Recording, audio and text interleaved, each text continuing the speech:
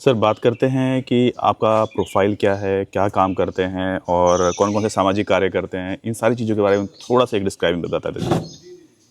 सबसे पहले आपके चैनल के माध्यम से सभी प्रदेशवासियों को मेरी नमस्कार और होली की बहुत सारी शुभकामनाएं। Thank you. मैं एक साधारण व्यापारी हूं, नमकीन का मेरा व्यापार है। पिछले 20 वर्षों से हम लोग नमकीन बना रहे हैं। परी नाम के ब्रांड से नमकीन आती है जो आपके यूपी और कई स्टेटों में मेरा माल जाता है। तो मेरे पिताजी हमेशा कहते थे, बेटा अपने लिए सब जीते हैं, दूसरे के लिए जीना ही जीना है।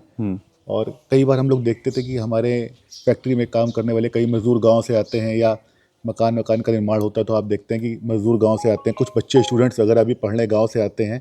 तो मैंने अक्सर देखा दोपहर में वो लोग 10-5 रुपए के 2 समोसे ले लिए या एक चाय ले ली, अपना खा पी लिया। तो मुझे लगता था कि ये बड़ा एक कष्टदायक है कि वो बेचारे बच्चे या लोग बाहर से काम करने आते हैं और 2 समोसे खा के या केवल एक कप चाय पी के अपना जीवन यापन करते, दोपहर की अपनी पेट को भरते हैं। तो उस समस्या को देखते हुए हम लोगों ने सबसे पहले एक भोजनालय की व्यवस्था की, आज से 4 साल पहले। अच्छा। 10 रुपए में पेट भर खाना, अच्छा। उसमें 4 रोटी, दाल, चावल, सब्जी और बैठने की पूरी व्यवस्था करके एक भोजनालय चालू किया।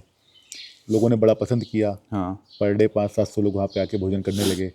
बड़ा अच्छा सिस्टम बन गया और अपने को मन को बड़ा अच्छा लगा कि चलो इस शहर ने जिसने हमें इतना कुछ दिया है हाँ।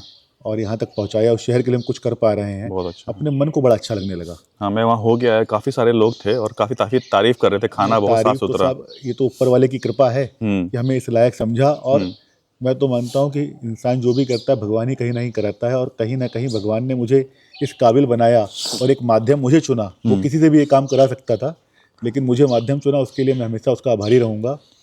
उसके बाद में अभी साल भर पहले की बात है, हमारे जिलाधिकारी महोदय से मेरी मुलाकात हुई। नए नए जिलाधिकारी महोदय यहाँ ट्रांसफ़र होके आए थे। हाँ। तो उन्होंने चर्चा में निकल के आया कि हमारा एक भोजनालय है। तो उन्होंने एक ऑफ़र दिया कि आप चाहें तो जिला अस्पताल में एक भोजनालय खोल सकते हैं इस टाइप का। हाँ। तो प्रशासन ने मुझे जगह अवेलेबल कराई। हम लोगों ने एक जिला अस्पताल में भोजनालय चालू किया अच्छा। और लगभग साल भर से वो भी चल रहा है। जो हमारे पेशेंट हैं, उनके जो बीमारदार होते हैं, वो भी बेचारे बड़ा परेशान होते थे। देखिए, जिला अस्पताल में अक्सर मध्यम वर्गीय गरीब आदमी ही वहाँ पे इलाज कराने आता है। सही बात है। तो उसके लिए हर पैसे की वैल्यू होती है। तो उनके लिए वहाँ पे एक भोजनालय खोला गया जहाँ 10 रुपये में पेट भर खाने की व्यवस्था की गई।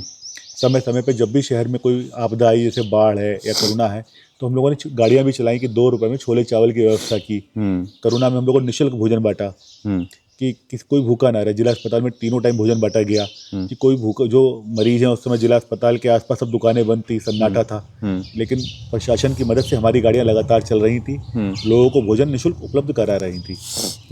अभी भी लगभग 2 साल से हमारे पिताजी की जयंती पे अचानक मन हुआ कुछ अच्छा किया जाए। तो हम लोगों ने प्लानिंग करी कि क्या करें। तो हमारे एक मित्र हैं, उन्होंने सजेशन दिया कि हम लोग क्यों ना कुछ कन्याओं का विवाह कराएं। अच्छा। तो सबसे पहले हम लोगों ने 11 कन्याओं का विवाह कराया था बहुत बढ़िया। पिताजी की जयंती पे। अब लास्ट ईयर 21 कन्याओं को कराया था। अब हमारे पिताजी की जयंती वैसे 20 अक्टूबर को पड़ेगी, उस दिन रामनवमी होती है। तो लेकिन थोड़ा सा उसको टाइम को चेंज कर रहे हैं, 4-5 दिन आगे करके, जिससे कोई बड़ी फील्ड मिल जाए। क्योंकि अब की बार प्लानिंग है 101 कन्याओं का विवाह कराने का क्या मन बात बनाया है, है। बहुत बढ़िया।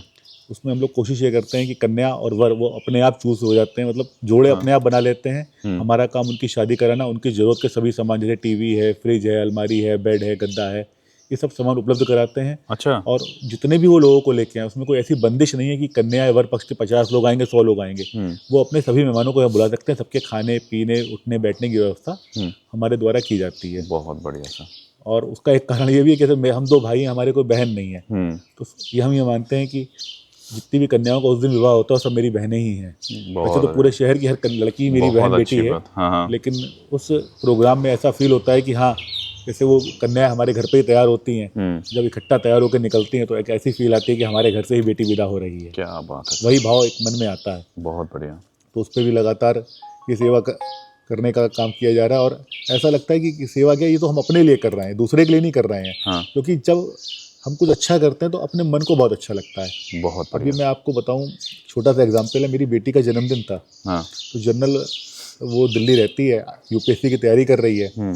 तो रूटीन में वो अपना फ्रेंड्स के साथ पार्टी वगैरह कर लेती है। अब की बाई चांस वो शाहजहाँपुर में थी। हाँ। तो बोली पापा पार्टी करेंगे। मैंने बेटा कैसे करोगे? बोले पापा होटल में करेंगे पार्टी। तो मैंने कहा ऐसा करते हैं, कुछ ऐसा करो कि दूसरों को, मतलब तुम्हारे फ्रेंड्स वगैरह आएंगे दिल्ली से, वो तो एक उनके लिए बर्डन है और तुम्हें भी थोड़ा सा, मतलब एक रूटीन लाइफ है, कुछ नया किया जाए। तो बोले कैसे? तो हमने उसे ऑफ़र दिया कि बेटा बजट वही है, उसी बजट में तुम चाहो तो कुछ बच्चों को शॉपिंग करा सकती हो। तो वो मेरी बात पे एग्री हो गई। तो हम लोगों ने यहाँ वी मार्ट है, वी मार्ट का एक फ्लोर हम लोगों ने पूरा बुक कर लिया शॉपिंग के लिए। अच्छा। और 500 बच्चों को ले जाकर के एक जोड़ी कपड़े दिलाए। अच्छा। और मैं आपको बताऊं, मतलब मेरी बेटी, मेरी पूरी फैमिली साथ में थी। तो मेरी बेटी इतना खुश हुई, बोली पापा आज के बाद मैं जब भी अपना बर्थडे मनाऊंगी तो ऐसे ही मनाऊंगी। इन बच्चों के साथ बर्थडे मना के उसे बड़ा अच्छा फील हुआ। उसे ये फील हुआ कि हाँ, मैं मतलब उसकी भावनाएं अलग थी, उसको मैं व्यक्त नहीं कर सकता अपने शब्दों में। लेकिन मुझे ऐसा लगता है कि अब जब भी वो कोई ऐसा एक्सपेंसिव काम करने का उसका मन होगा कि हाँ कुछ अच्छा करना है, बर्थडे मनाना है, या उसकी मैरिज की कल हो जाती है तो सारी तो वो कुछ ऐसा करेगी कि इससे और लोगों को फ़ायदा मिले। उन बच्चों के चेहरे पे मुस्कान थी। उनमें से कुछ बच्चे तो ऐसे भी थे, शायद मुझे लगता है कि ज़्यादातर बच्चे ऐसे थे जो पहली बार किसी मॉल में शॉपिंग कर रहे थे। उन बच्चों ने अपने मनपसंद के कपड़े खरीदे और सब बच्चे बहुत खुश थे। सबने उन्हें बहुत सी दुआएं दी। तो मेरा तो मानना यह है कि दुआओं का जो धन है वो जो अपने यहाँ और धन है उससे बहुत ही ज़्यादा वैल्यूएबल है, क्योंकि ये धन तो हमारे भाई यहीं पे काम आता है। और मुझे लगता है दुआएं जो है ना ये ऊपर आके काम आएंगी। बहुत अच्छा सर। तो ये बात एक मैं और कहना चाहता हूँ कि ऐसे लोग कहते हैं खाली हाथ आए थे खाली हाथ जाएंगे। तो मेरा मानना है ना तो आप खाली हाथ आए थे ना खाली हाथ जाएंगे। जब आप जाएंगे तो अपने कर्म ये दुआएं लेके जाएंगे और इन दुआओं से ऊपर शॉपिंग भी हो जाएगी। अगर आप सेविंग करना चाहते हैं ऊपर शॉपिंग करने के लिए, ऊपर एक्सपेंसिव लाइफ जीने के लिए, ये दुआएं कलेक्ट करिए। ये इस धन से ज़्यादा कीमती हैं और इस धन से ज़्यादा उपयोगी हैं। बहुत बढ़िया sir, thank you so much. Thank you.